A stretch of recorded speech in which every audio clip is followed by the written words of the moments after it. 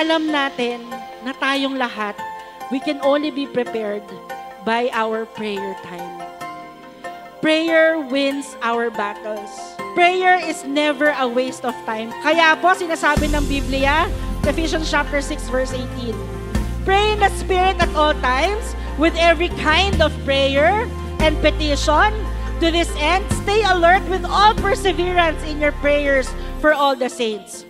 Because we are in a constant battle, kailangan lagi tayo nananalangin. Are you with me?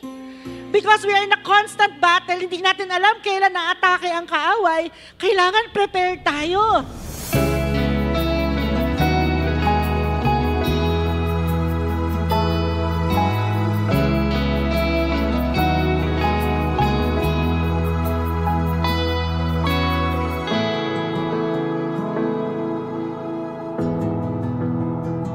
Dakilang Ama, marami pong salamat. Mula pa lang ho ng unang Miyerkules ng buwan na ito, as we celebrate our second year anniversary, nananampalataya kami sa gabing ito. Kayo ang parehong Diyos ng mga himala na sumasagot sa panalangin ng iyong mga anak. We are here, Lord, in the spirit of expectancy that tonight you're going to meet us, that tonight you're going to heal us, that tonight, Lord, you're going to deliver your people, and you will answer every petition of your people, O God.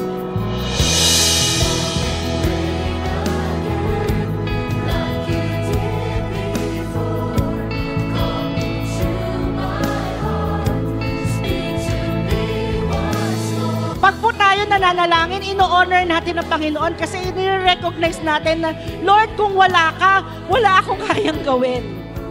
I can't do anything. Apart from you, I can't do anything. When we pray to the Lord, nire-recognize natin yung kakulangan natin, yung inadequacy natin, na hindi natin kayang wala ang Panginoon. Ni Jesus, ni Lord Jesus, sa Mark 11:24, whatsoever you desire when you pray, believe that you receive, and you shall have them.